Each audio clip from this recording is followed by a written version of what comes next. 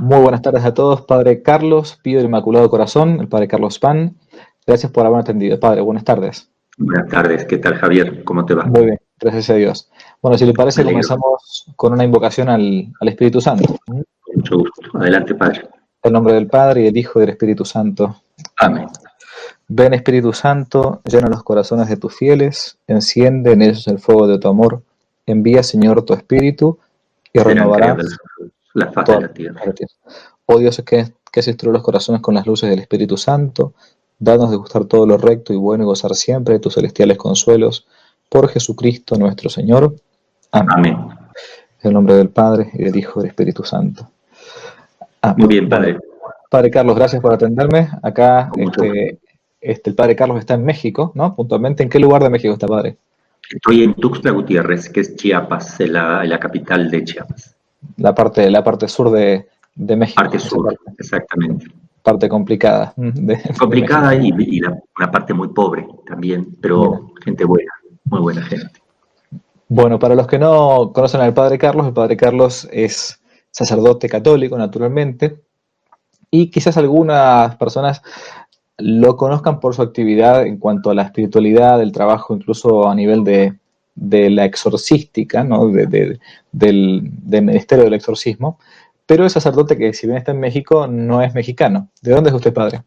Soy argentino, yo me formé en la diócesis de Paraná hasta segundo de filosofía y luego pasé a San Rafael y completé mis estudios en San Rafael y fui incardinado también como sacerdote allí y después en el 2008 pasé para aquí, para México. ¿Cómo es la historia? ¿Cómo un cura argentino termina en Chiapas? Un cura argentino depende de qué diócesis, uno puede terminar en cualquier lado. Claro. Siempre desde pequeño he tenido el deseo de la vida religiosa, desde mis 14 años, 13, cuando surgió mi vocación.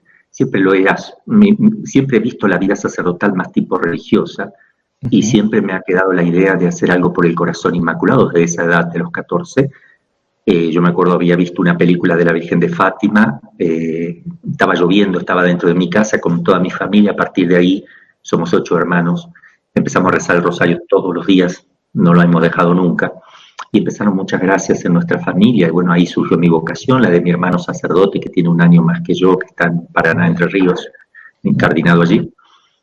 Y bueno, me ordené en San Rafael, estuve 3 años en una parroquia, fui administrador parroquial del Sagrado Corazón de General Alvear y después me mandaron a Roma a estudiar. Allí conocí al padre Gabriel Amort, con él estuve acompañando en la pastoral porque me llevó un franciscano, el padre Espíritu franciscano, me llevó a conocerle y ahí ya me quedé haciendo apostolado con el padre Amor, aprendí muchísimo, muchísimo. El padre Amor fue dirigido espiritual durante 22 años por el padre Pío. Iba muy seguido a verlo y a las recreaciones con él y tiene anécdotas muy, muy lindas. Fue maestro de él el padre Cándido Amantini, que está introducida a la causa de beatificación. Era íntimo amigo del padre Pío también, el padre Cándido. Es decir, que el padre Amor ha tenido una formación muy buena, aristotélica, tomista, muy buena, muy, muy fiel a la tradición, a la doctrina católica, y yo creí que podía entender. A mí no me gustaba mucho el exorcismo y todas esas cosas porque conocí un poco lo que hacían los pentecostales y todas estas cosas, bueno, que deformaban un poco toda esta situación. Y entonces cuando lo vi a él, vi la seriedad con que se hacían los exorcismos, con el ritual, apegado al ritual, con las normas y los el padre Amber era exorcista, ¿no? Por si alguno sí, no lo conoce. exorcista de Roma, yo creo que el principal, el más conocido en ese momento, hasta ahora que falleció, ¿verdad? Pero ha hecho muchísimos discípulos, ha tenido muchos discípulos. Bueno, entonces me vine de Roma, estuve en el seminario dando clase de filosofía y teología hasta el 2008, también ayudaba un poco en las parroquias y ahí me vine a Tuxtla, a Campeche. Me recibió Monseñor Ramón Castro y vine con otros 2 sacerdotes, el padre Ricardo Coll, el padre Jorge Hetze. Estuvimos 3 años ahí, estuve dando clases de vuelta en el seminario de Campeche, de filosofía y teología, fui nombrado exorcista también ahí, ejercí el ministerio, y después de esos 3 años vi que Dios me llamaba más, porque Iplicea, donde está el padre Ricardo, el padre Jorge, es más está más abocado a la liberación. Mi Instituto para la Liberación, entonces lo mío es más para el corazón inmaculado, el triunfo del corazón inmaculado, Fátima, estar al servicio como apóstol y discípulas al servicio. Entonces, es estar a su servicio. Y el ministerio del exorcistado es muy importante para nosotros, pero es un apostolado más dentro de todos, donde le damos importancia prioritaria, porque es lo que más se ha descuidado, lo que más sufre la gente que no tiene quien le ayude, porque muchas veces lo toman por locos y los relegan demasiado, ¿no? Ujú. Eso es un Hay muchas palabras que quizás no todo el mundo comprenda, ¿no? Liberación, exorcismo, para hacer un poco una especie de catequesis, ¿no? Voy a preguntar por lo elemental, ¿no? A ver, padre, en el siglo XXI, ¿realmente todavía la iglesia sigue creyendo que el demonio existe? Y que si existe, puede llegar a poseer a una persona que no hizo nada malo, ¿no? ¿Realmente todavía la iglesia cree en esto? Debería. Mire, yo veo algo que es muy importante. ¿Qué es lo que ha sucedido con la iglesia? Es un estudio, yo tengo un manual que estoy escribiendo sobre todo el exorcistado, yo estudié psiquiatría, psicología, me estudié el DSM-5, que es el manual de psiquiatría para la psicología, es el manual diagnóstico y estadístico de los trastornos mentales, y he trabajado con muchos psiquiatras, he dado clase a más de 100, entre psicólogos y psiquiatras. En Campeche estuve un grupo muy grande de 100 médicos, donde vimos antropología filosófica, teológica, vimos un poco el Tratado de las Pasiones de Santo Tomás, para que los psiquiatras y psicólogos tengan un conocimiento un poquito con una filosofía sana, porque ellos no tienen filosofía, entonces no saben cómo, ni siquiera entienden al hombre. Ni siquiera, porque si lo entendieran y lo conocieran filosóficamente y teológicamente, harían mucho más bien a las personas, ¿no? No seríamos considerados un animal más desarrollado que los otros animales, sino que nos entenderían como un ser que está por encima del animal, una naturaleza superior, ¿no? Que tenemos alma, tenemos espíritu y dos potencias espirituales, el entendimiento y la voluntad. Bueno, yo creo que pasó lo siguiente. Después de la Revolución Francesa, que hubo un gran descalabro a nivel mundial, con pensamientos, ideas totalmente turbias y erradas, empezó el cientificismo, el naturalismo, las ciencias positivas. ¿Qué pasó con la filosofía y la teología? Se la fue considerando como no ciencias, o al menos como ciencias de última, o pseudociencias. No le consideraban a la filosofía como ciencia, y por tanto todo lo que son las ciencias positivas y naturales tenían el primer lugar, positivas. Y la filosofía y teología no eran vistas de esa manera. Entonces eso empezó, y aparece la psiquiatría y la psicología, que querían explicar todo lo que le pasaba al hombre.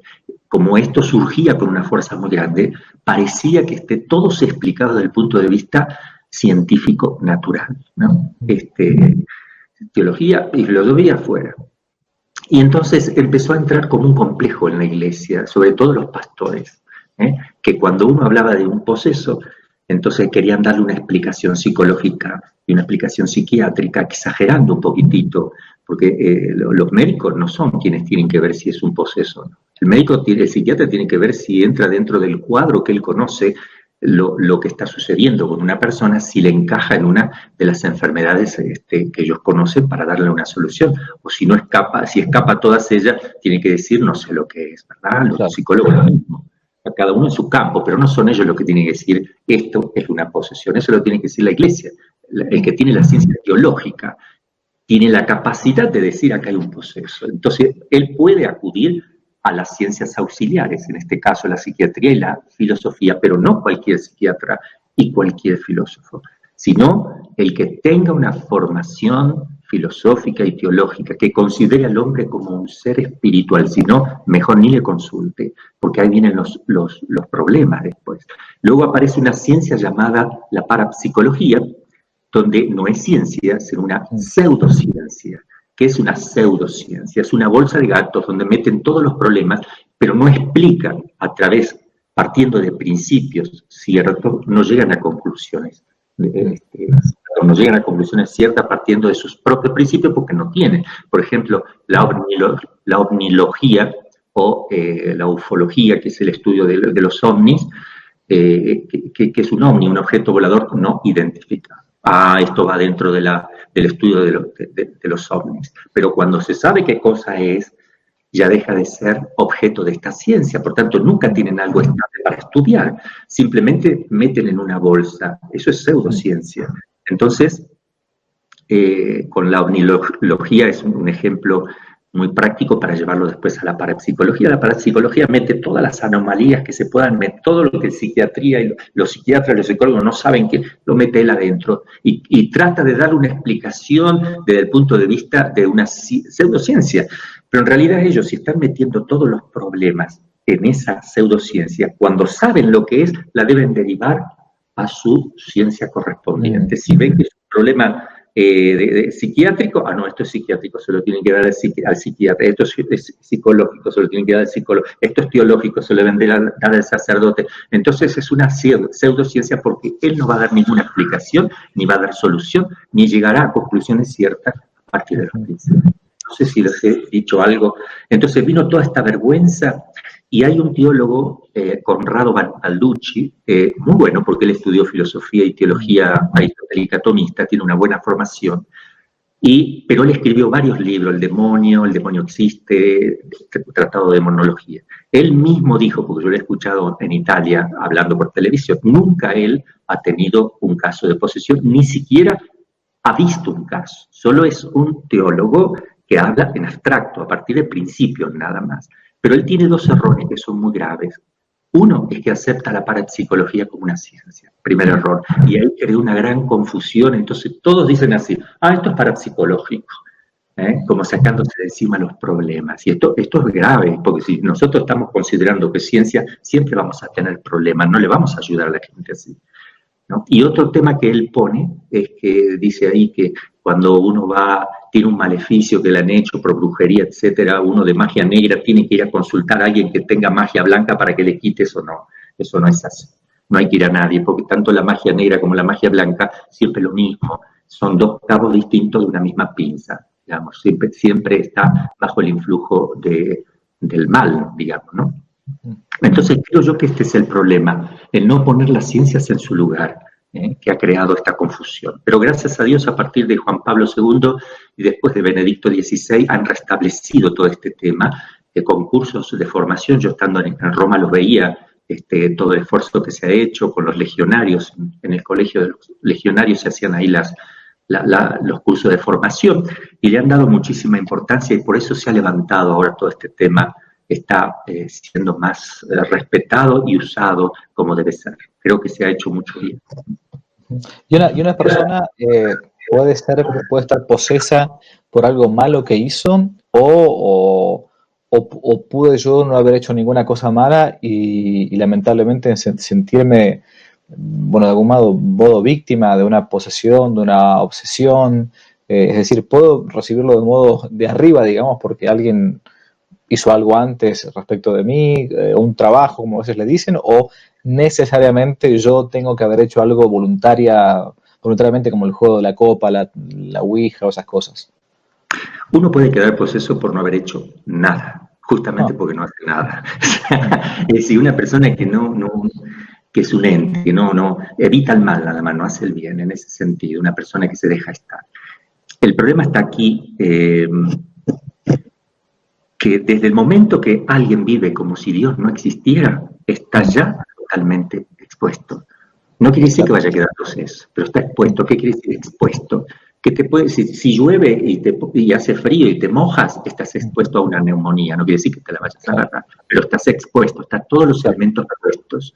Entonces, una persona que vive en gracia, de oración, una persona que vive de verdad su vida espiritual, es muy difícil que el demonio le pueda hacer algo. Una persona puede hacerle un maleficio, pero tiene que pasar por tres cosas.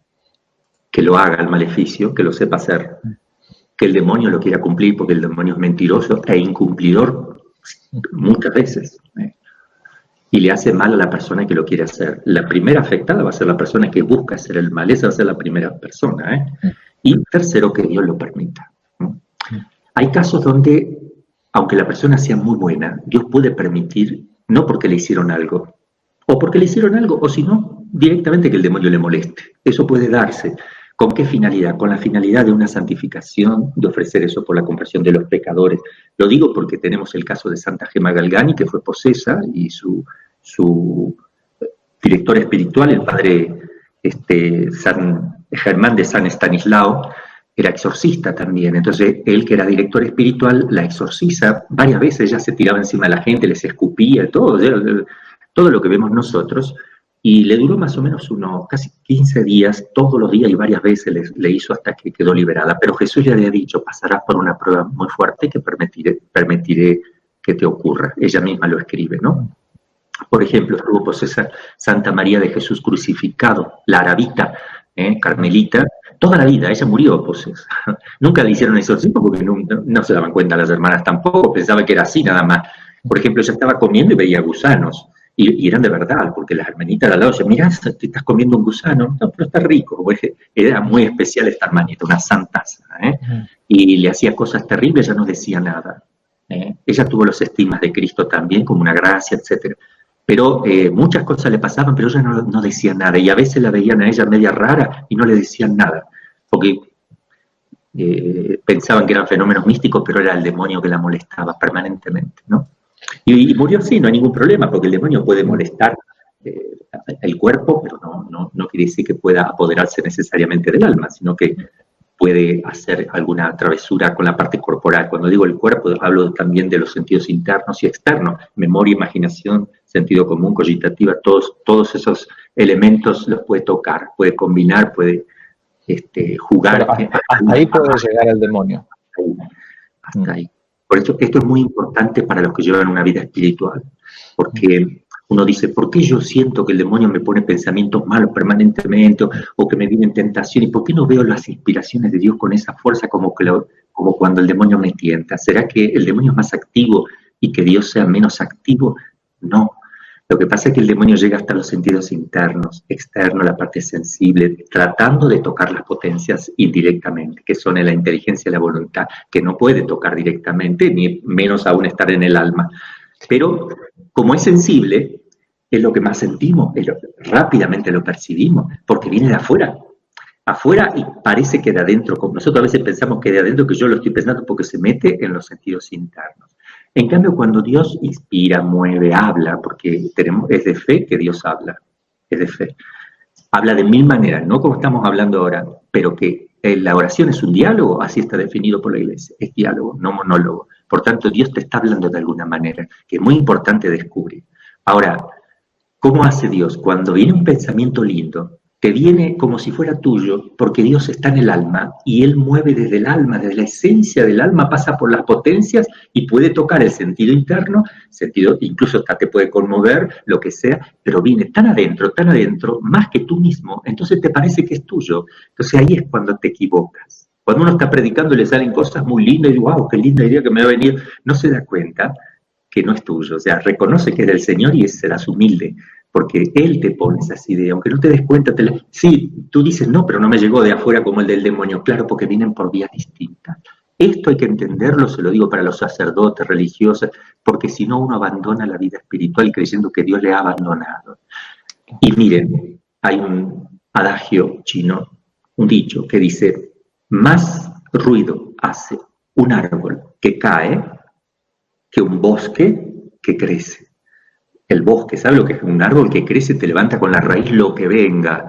Imagínense un bosque que crece, tiene una fuerza millones de veces más grande que un árbol que cae, que no tiene fuerza. ¡Puc! Pero hace ruido porque hace un espectáculo. Así es el demonio, hace ruido.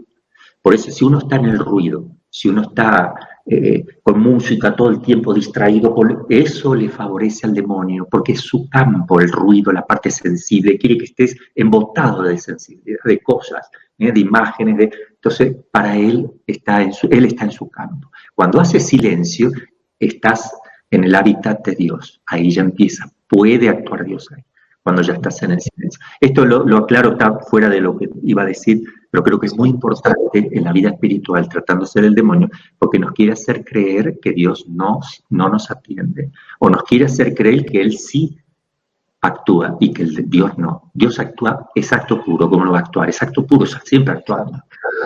¿Y cómo padre, cómo reciben, o mejor dicho, cómo es recibido este ministerio del exorcizado, del exorcista, en la vida de la iglesia? Usted a lo largo de la vida como sacerdote ha encontrado críticas en el mismo seno de la iglesia, o todo bien, perfecto, adelante, es un ministerio más.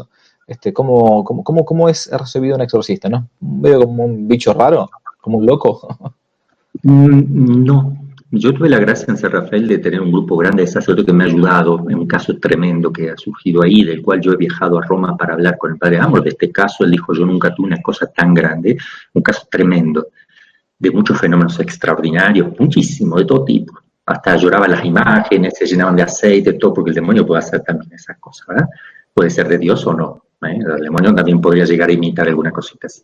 Pero un caso realmente complejo, yo la he visto volar en el aire, he visto sacar cosas de adentro, huesos podridos de la boca, yo se los sacaba de la boca uno y otro, lo analizamos y eran huesos humanos, de todo, yo no quiero ponerme en detalle.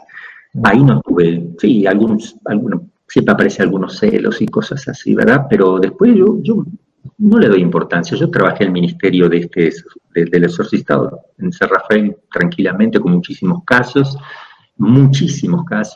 También estuve haciendo en otros lugares, haciendo discernimiento incluso en Italia, en Francia, en Estados Unidos y en Campeche muchísimo. Los 3 años que estuve me dediqué a full, y aquí también porque me lo pidió el que ahora es presidente de la conferencia episcopal, Monseñor Rogelio, me dijo, te apruebo el instituto, pero yo te pido que sigas siendo exorcista. Yo le digo, mire, Monseñor, lo mínimo, solamente le prometo los sábados a la tarde, no armé un equipo de exorcistas, un equipo de médicos, psiquiatras, psicólogos, yo siempre tengo equipo de gente, o sea, es muy lindo eso, trabajar con ellos, hablar de las enfermedades, y ya te voy a explicar algunas cositas, que cómo distinguir un esquizofrénico rapidísimo, pues ya estoy habituado.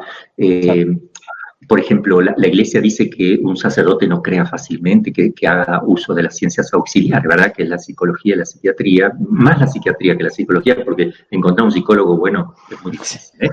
Entonces, pero eso se lo dice para el que va a empezar, pero yo llevo 33 años, yo cuando llevaba más o menos 10 años, veía un esquizofrénico, ya está, ya sé que tiene esquizofrenia, ya le veo la carita, o sea, ya sé que tiene, o sea, empecé a distinguir porque estudiaba y hablaba con los psiquiatras, los psicólogos, tengo mucho contacto con ellos y los llevaba a ellos también, tanto en Argentina también, ¿no? Entonces uno aprende rápido y adquiere lo que llama el ojo clínico, que esto es muy importante después de mucho tiempo. Un exorcista debe aprender con otro, no solito, porque no sabe ni cómo empezar, ni qué hacer, y ahí lo confunde, el demonio lo da vuelta. Yo incluso llevo 33 años y tengo que estar atento porque me da vuelta también en cualquier momento, me crea una confusión, ¿no? Dentro de ello. Entonces hay que tener mucho cuidado. ¿Y cómo ya que tocó el tema cómo darse cuenta si uno está frente a un poseso o a un enfermo psiquiátrico? Hoy el mundo moderno es un mundo que realmente no solamente enfermo, sino que enfermante, ¿no? Y bueno, todos tenemos un cierto grado de neurosis, dicen algunos. ¿Cómo darse cuenta con el ojo clínico si una persona está, digamos, sufriendo una enfermedad psíquica o algo preternatural?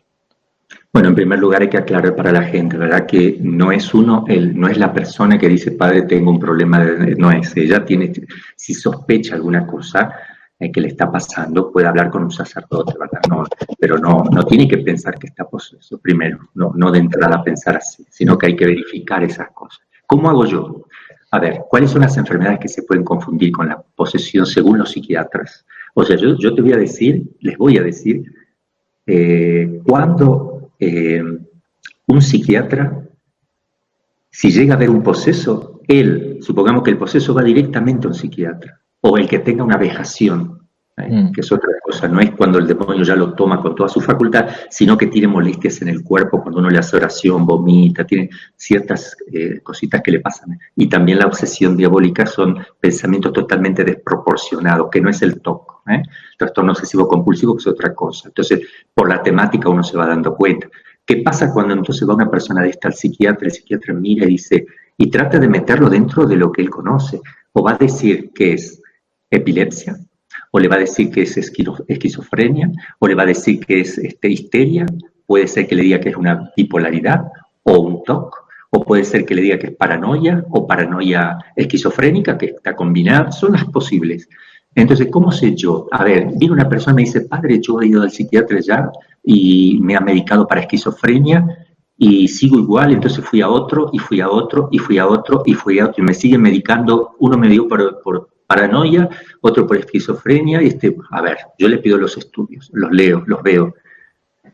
Le digo, la medicación para la esquizofrenia, cuando usted la tomaba, ¿le daba resultado? No. Entonces, con certeza absoluta, no es esquizofrenia, porque la medicación de la esquizofrenia es muy buena. Uno toma, parece normal, su actitud es normal, aunque su carita se le ve un poquito siempre, pero es normal, se lo puede llevar bien. Entonces, yo ya sé eso. Entonces, claro, te están medicando, entonces no tienes esquizofrenia. A ver, para la paranoia, y vemos lo mismo. A ver, la histeria y esto, ¿no? Entonces, vemos que el médico está confundido y ya varios psiquiatras. Ven, entonces, te voy a hacer una oración. Vamos a hacer una oración. Primero yo escucho a la persona. Si la persona me dice, bueno, ¿qué te pasa? Según lo que me diga, si yo sospecho que puede haber alguna influencia del demonio, le digo, bueno, te hago una pequeña oracióncita, se la hago en latín, un trocito que yo conozco de memoria, ¿verdad? La oración de San Benito de memoria, la hago despacito, que la persona ni siquiera escucha, le pongo la mano en la frente con la estola y hago la oracióncito pequeña. Si está poseso, ahí se destapa con todo, o sea, ahí aparece, pero aparecen cosas que yo ya llevo 33 años, que yo sé si es el demonio o es la persona con histeria. Eso lo ayuda mucho la práctica. Por ejemplo, ¿qué aparece? Por ejemplo, me escupe. Un esquizofrénico no te va a escupir. El esquizofrénico, él sabe, por ejemplo, lo que le está pasando. Un epiléptico. Hay dos tipos de epilepsia, la larvada y la epilepsia convulsiva. La epilepsia convulsiva requiere siempre una lesión cerebral. Entonces viene una persona y dice, ¿qué te dijo el psiquiatra? Que tengo epilepsia. ¿Te hizo los estudios computarizados del cerebro, una tomografía? Sí. ¿Encontró lesión? No. Entonces no tienes esquizofrenia. No tienes, con certeza total, tiene que haber alguna lesión, si no es otra cosa. Eso nosotros lo conocemos por lo que estudiamos de psiquiatría, ¿no? Y si no, puede ser una epilepsia larvada, que es aquella que no es convulsiva, pero que tiene los síntomas del comportamiento de una persona epiléptica. Entonces, como yo conozco el comportamiento de un epiléptico, yo sé si es un epiléptico el que está reaccionando a eso o no.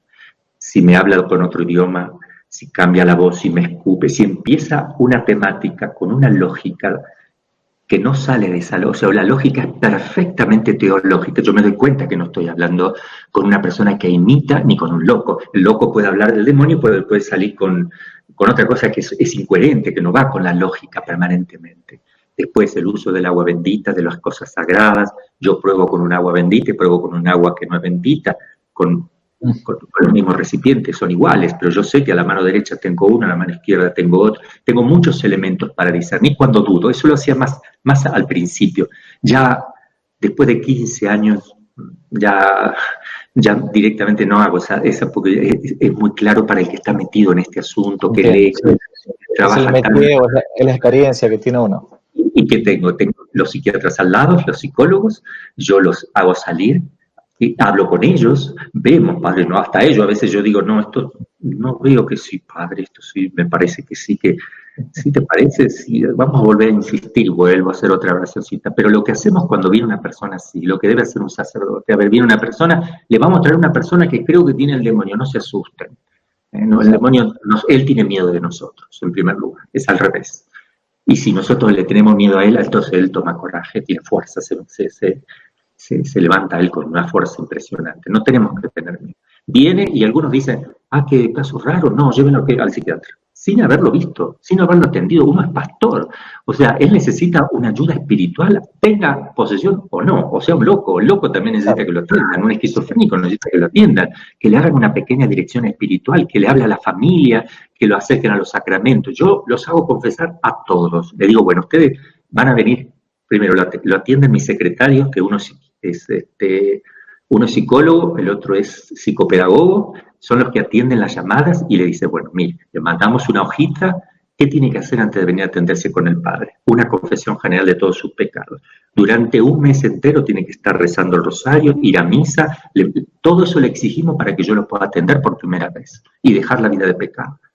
Porque todos quieren que me atienda el exorcista. Bueno, haces y yo te atiendo, pero no te aseguro que te vayas a ser un exorcista. O sea, hay todo un protocolo, entonces, que es importante que la gente lo tenga en La cuenta. persona, cuando viene, después al mes viene y no habla conmigo, habla con el psiquiatra, después habla con el psicólogo, que ya conocen la posesión. Han estado conmigo mucho tiempo, ya me conocen, a mí conocen todo. Ellos hacen el primer filtro, entonces hablan, le piden los documentos, a ver qué te dijo el psiquiatra. Lo hacen ellos.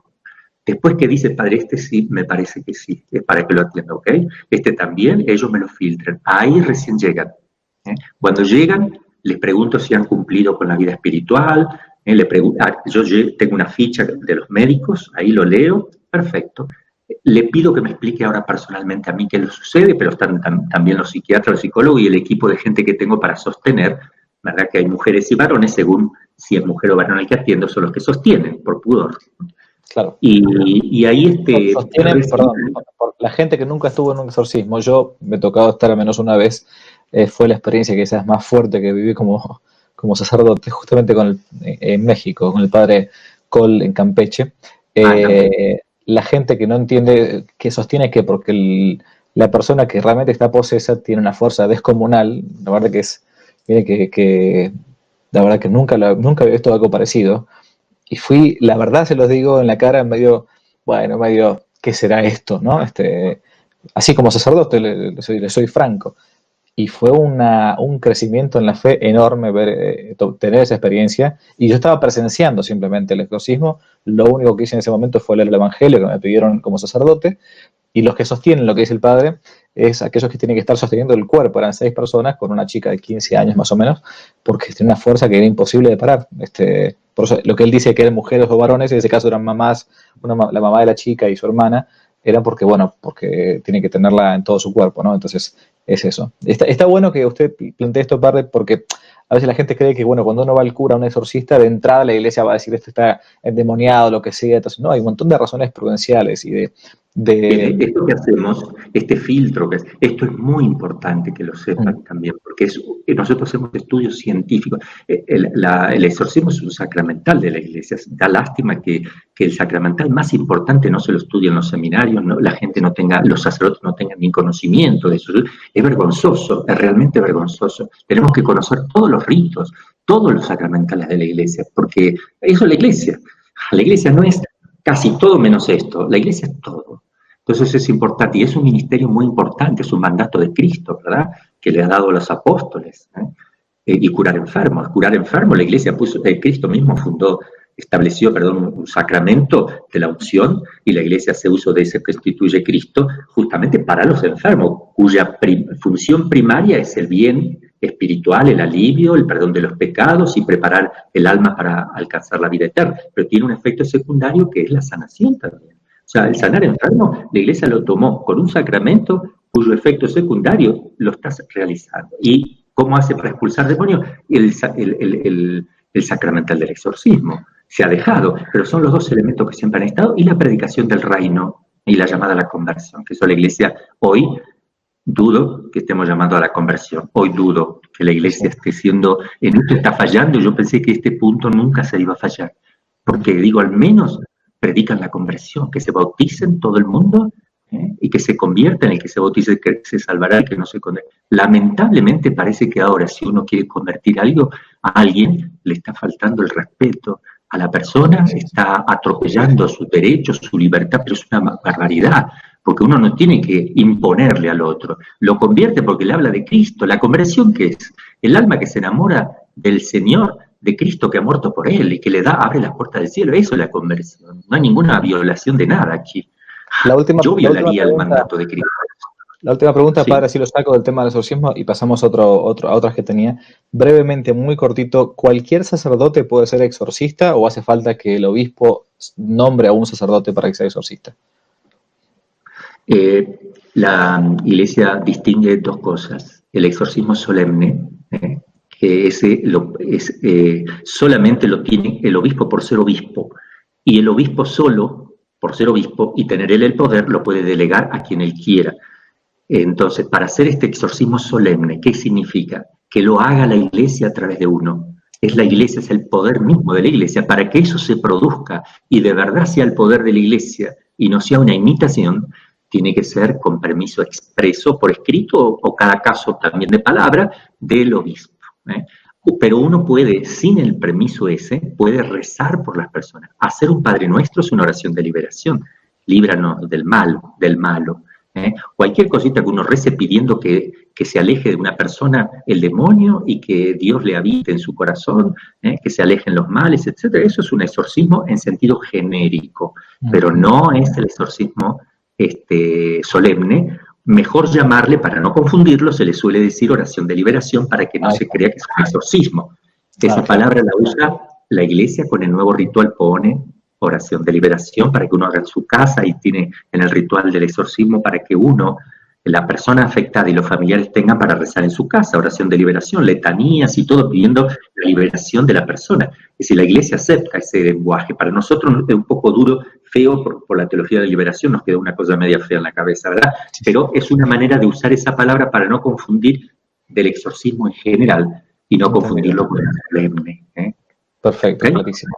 Bien, nos alejamos un poco ahora de la temática del exorcismo, nos alejamos un poco totalmente del demonio. Vamos a otros temas que yo tenía preparados. Últimamente han circulado algunos de sus sermones acerca de la actual situación en la iglesia, sobre todo respecto al tema del coronavirus, los sacramentos, de por qué uno no puede ir a misa. ¿Por qué cree usted que sus sermones causaron tanto revuelo en muchos lugares? La verdad que yo también me preguntaría por qué.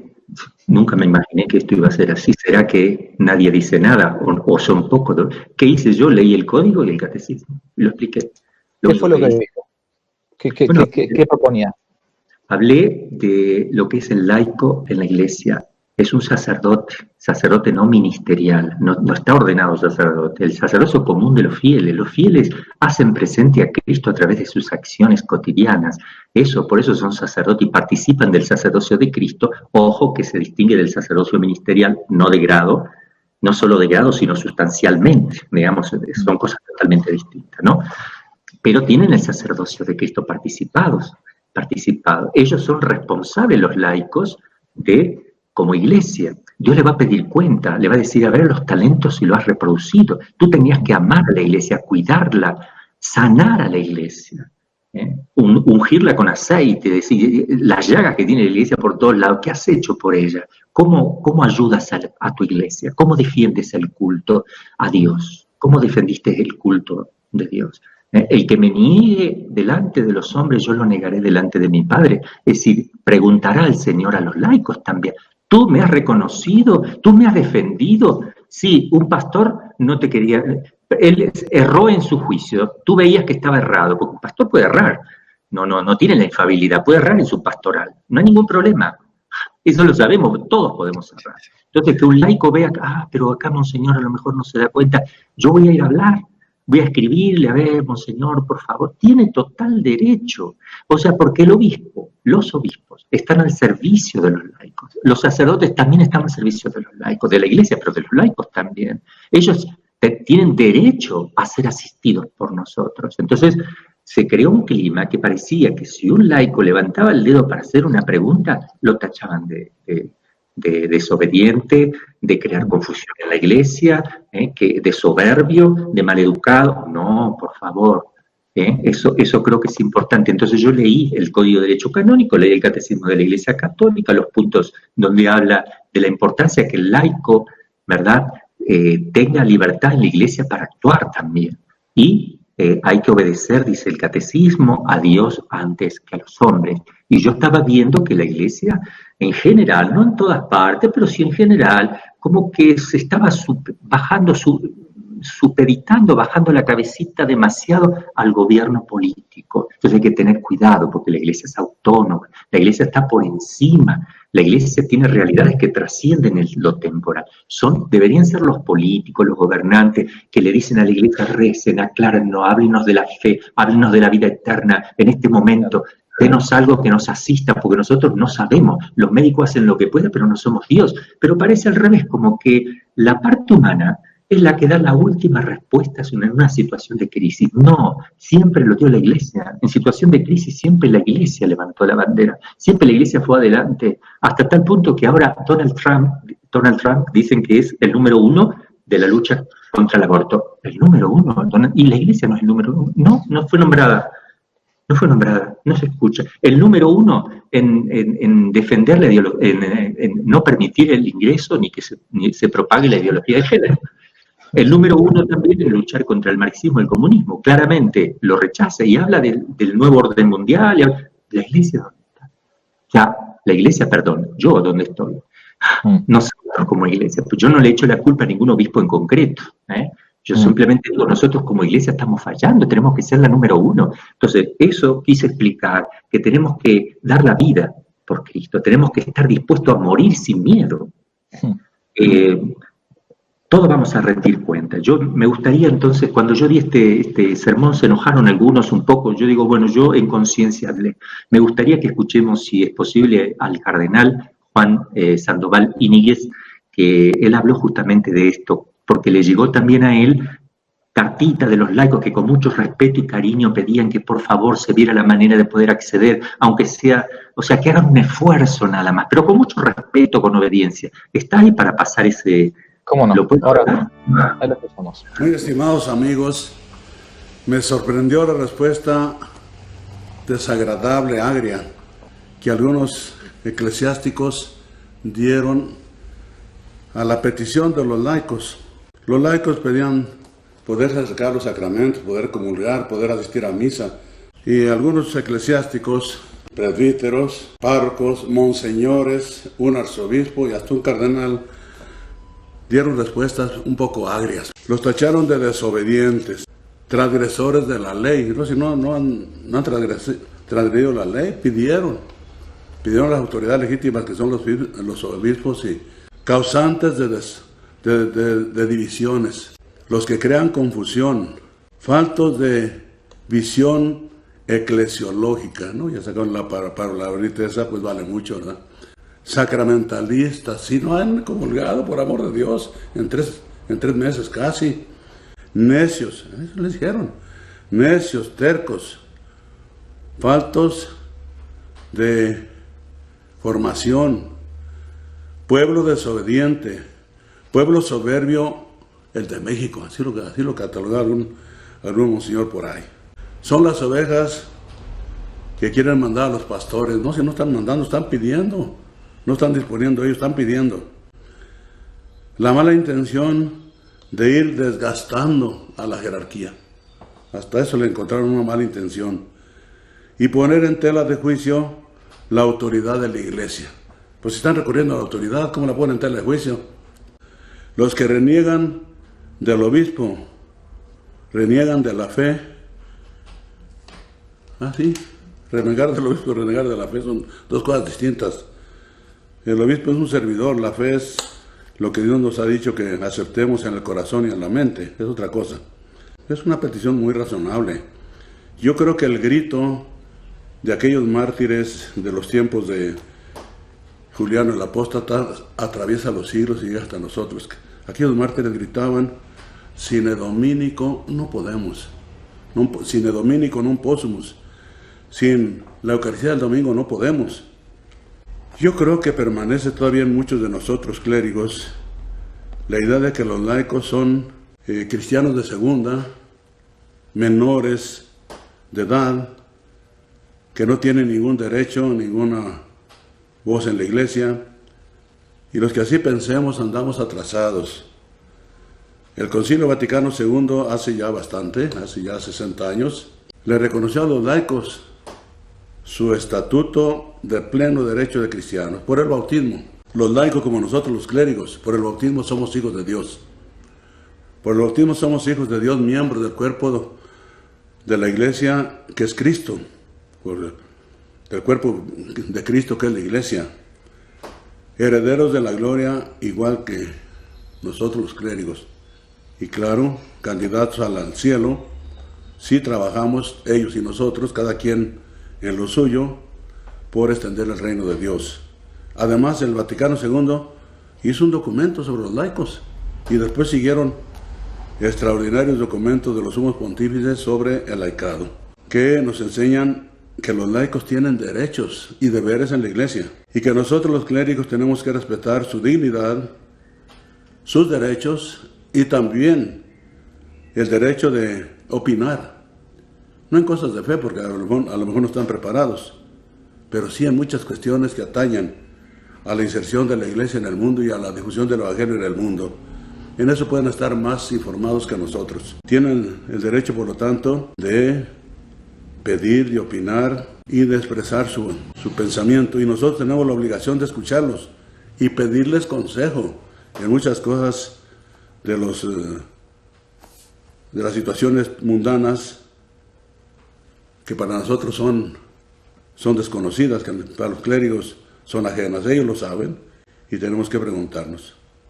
Tenemos que preguntarles a ellos.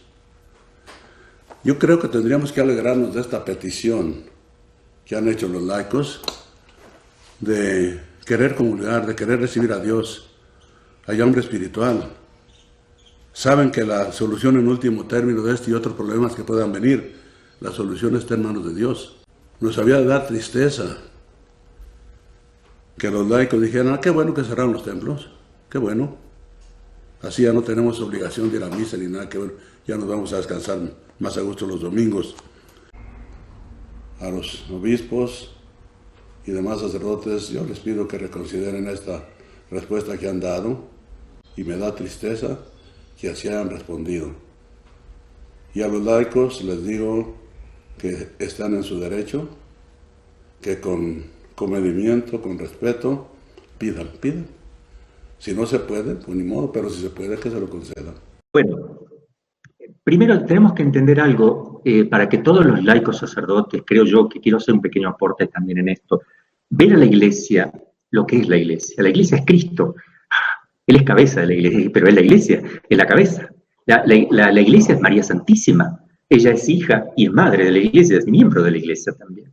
O sea, cuando yo digo la iglesia tengo que tener mucho cuidado, muchísima unción. Es la esposa de Jesús que sale del costado abierto, es misteriosa, tiene una realidad divina y humana. Ella está como cubierta con un velo porque es misteriosa. No vemos nosotros esa realidad, solo vemos el aspecto exterior de la iglesia, en que somos nosotros los miembros que no es la cabeza, sino los restantes miembros. Todos tenemos defectos, excepto la Santísima Virgen y Jesús. Yo digo, María es como el corazón de la iglesia. Yo la ubico en el corazón porque bombea sangre, a la cabeza también, porque le dio la vida a Cristo.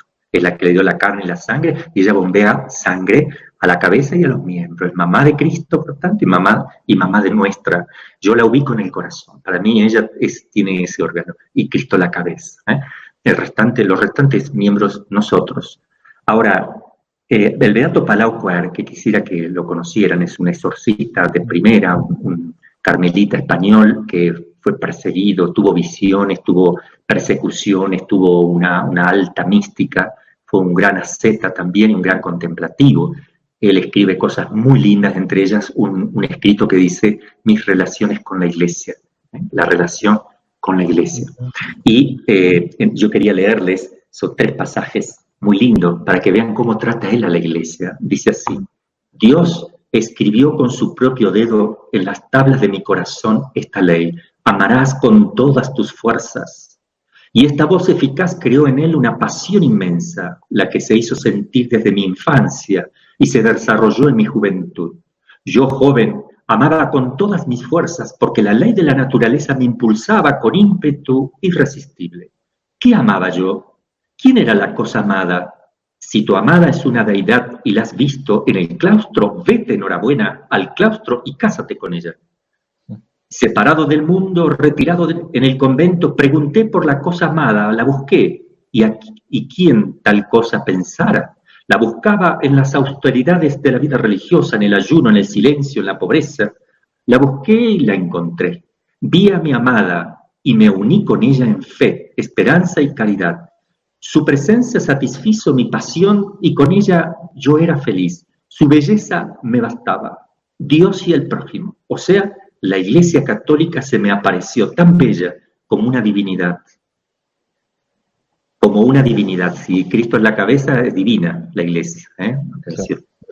Iba cubierta bajo el velo del misterio y solo se dejaba mirar entre las oscuridades de la noche, pero no eran tan espesas que no se distinguieran las infinitas perfecciones que la embellecían y que la presentaban infinitamente amable.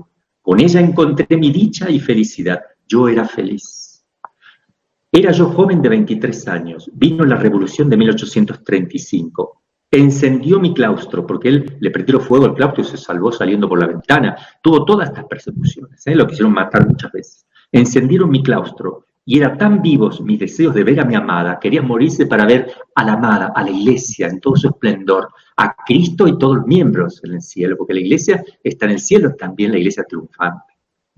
Sin velos ya, cara a cara, que no cuidé salir de entre las llamas. Vino mi amada, me tendió su mano y salí ileso de debajo de las ruinas de mi convento. Derruido mi convento, encendido mi claustro, mi amada tomó las alas de un águila, voló, se elevó sobre el mundo, y cuando el siglo posee, y cuanto el siglo posee, y fue a reposar en los desiertos y sitios solitarios, y yo fui y la seguí, y me encontré con ella. El anciano, él tiene una visión, me hizo señas y me dijo que diese en su nombre la bendición. Me volví contra el altar y vi a sus gradas una bellísima joven, vestida de gloria, sus ropas blancas como la luz. Está hablando de la iglesia. No pude verla sino envuelta de luz, y no me fue posible distinguir de ella otra cosa más que el bulto, porque no se podía mirar. Cubría su cabeza un velo finísimo. Oí una voz que salía del trono de Dios y me decía: tú eres sacerdote del Altísimo, bendice. A aquel a quien tú bendecirás será bendito, y lo que tú maldecirás será maldito. Esa es mi hija muy amada, la que estás viendo, la iglesia. En ella tengo mis complacencias. Dada mi bendición, los príncipes del reino de Dios hacían corte a la joven y se arrodilló ante el altar. Recibió mi bendición la iglesia, esa joven recibió mi bendición, la bendición sacerdotal que recibe la iglesia, ¿verdad? Y desapareció toda aquella y daría para servirla 1000 vidas, para estar a su servicio. Con voz fuerte está mi corazón dando gritos allá en sus adentros. Hija del Altísimo, ay, acepta mis sacrificios, escríbeme en el catálogo de tus sirvientes. ¿Qué puedo hacer por ti? ¿A qué poca cosa?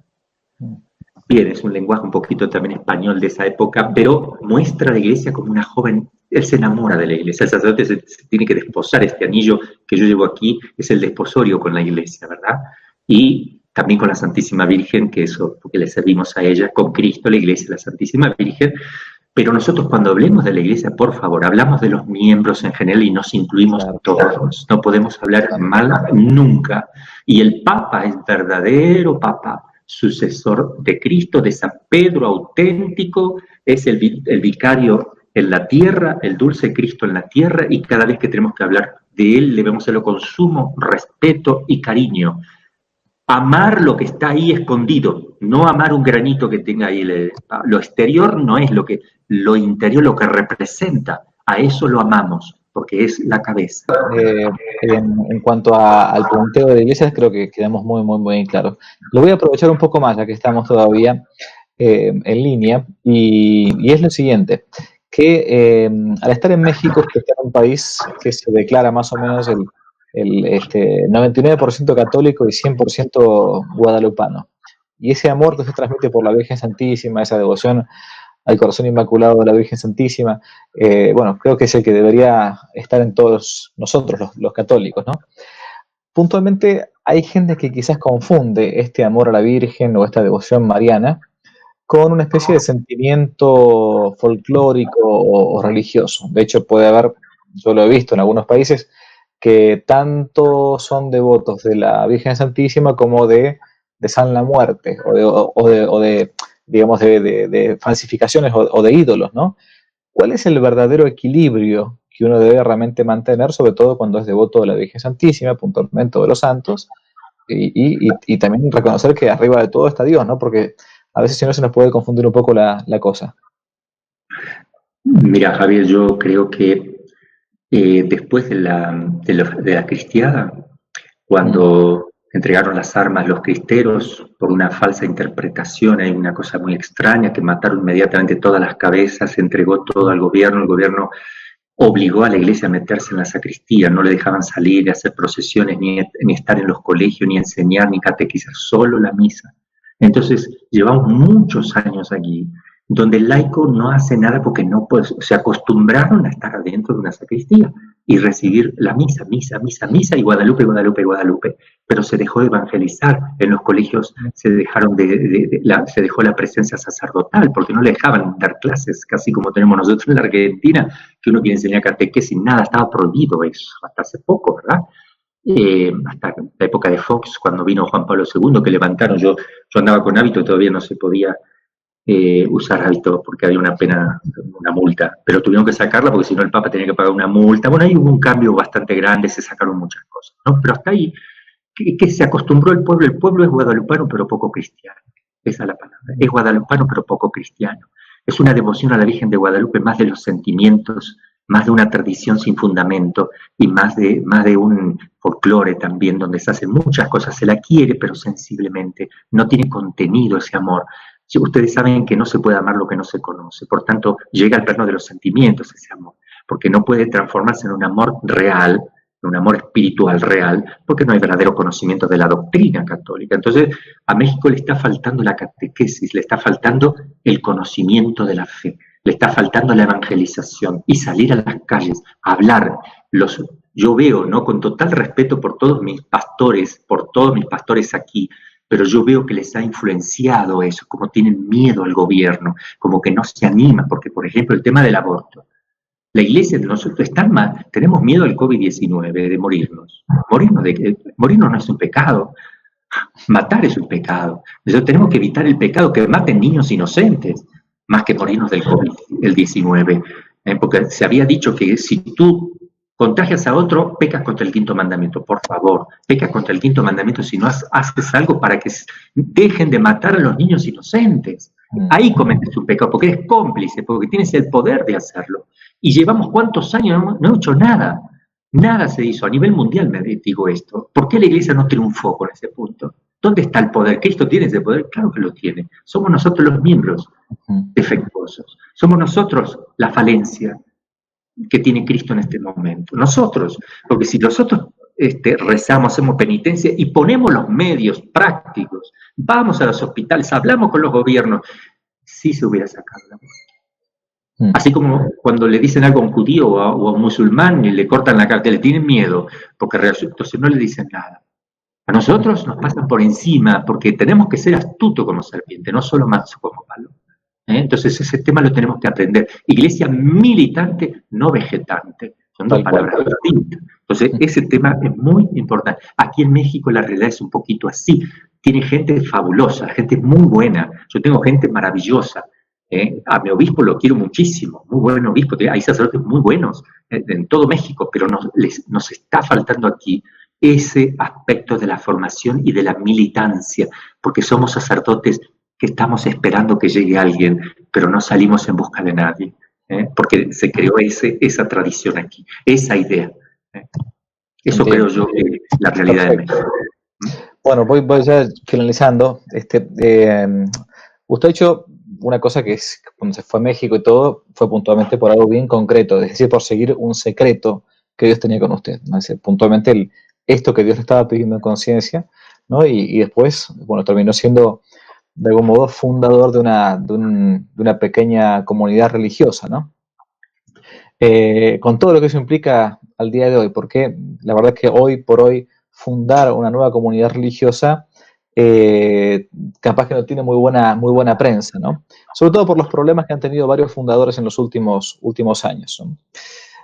Muchas comunidades nuevas en los últimos años tuvieron muchos problemas complicados. Voy a nombrar nada más que uno que es muy conocido de modo mundial, el padre Marcial Maciel, el fundador de los Legionarios de Cristo, justamente mexicanos.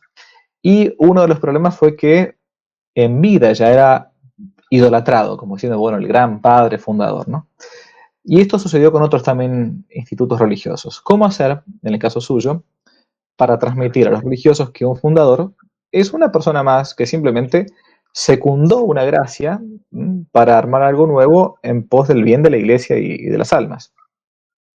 ¿Cómo no creérsela? Bueno, yo cuando vi que tenía que hacer esto, una de las cosas que no me gusta es que me digan fundador. Nadie me dice fundador acá, porque ya saben que me molesta, una de las cosas. Y porque conozco todas estas cosas muy dolorosas en la iglesia, y hay un cariño natural que tiene un hijo con su padre. Por ejemplo, todo hijo pequeño ve al papá como Superman. O sea, los niñitos creen que es Superman, pero cuando van creciendo, van empezando a ver los defectos y ven que Superman no tiene ya los músculos que él creía, no tiene la capa para volar, no vuela. Entonces, el papá tiene que enseñarle también un poquito al hijo a ver la realidad, ser un poquito. En eso también tiene que ayudar el papá. El niño no se da cuenta. El papá tiene que enseñar, ¿verdad? Y preguntarle al niño y ver que también él necesita preguntarle cosas. Entonces, sí, ve que él participa, entonces no lo ve tan así.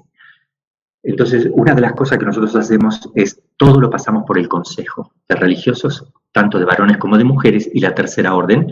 Nosotros tenemos presencia en distintos países del mundo, con sus provincias y todo, pero todo se somete a criterios de los consejos. Entonces, en esos consejos yo espero, a mí me corrigen, me regañan, me dicen de todo, a veces se olvidan de darme de comer, y eso me pone feliz porque digo, bueno, no están, yo a veces me enfermo, a veces me tengo que ir, llego y las cosas andan mejor que antes. Entonces eso me pone contento porque digo, bueno, si ellos me llegaran a tener una mirada incorrecta de mí, yo eso lo tengo que responder delante. Padre, muchísimas gracias. Ha sido una placer enorme. Bueno, y yo quería, para terminar, agradecerles la valentía, la claridad, y después una virtud muy olvidada hoy, que es la parresía, ¿no? El hecho de hablar francamente con la verdad, con prudencia y caridad, pero sin temor a aquellos que pueden matar el cuerpo, como dice nuestro Señor, ¿no? Bueno, Padre, si le parece, para terminar, que haga una oración y que nos dé su bendición. Vamos a hacer una oración para que todos los que nos escuchan también nos acompañen. En el nombre del Padre, del Hijo y del Espíritu Santo. Amén. Dios te salve María, llena eres de gracia, el Señor es contigo. Bendita tú eres entre todas las mujeres y bendito es el fruto de tu vientre Jesús. Santa María, Madre de Dios, ruega por nosotros pecadores, ahora y en la hora de nuestra muerte. Amén. El Señor esté con ustedes y con tu espíritu. La bendición de Dios Todopoderoso, Padre, Hijo y Espíritu Santo, descienda sobre ustedes y permanezca para siempre. Muchas gracias, Padre. Cambio fuera. Bueno, cambio fuera. Dios te bendiga y gracias, ¿eh? Un fuerte abrazo. Adiós. Si le gustó el video, no olvide darle me gusta, suscribirse, activar la campanita y comentar. Para nuevos temas pueden dejarlo aquí abajo como sugerencia en los comentarios. Y también pueden seguirnos en nuestro sitio web donde tocamos temas de actualidad, de apologética y de formación. Dios los bendiga, que no te la cuenten.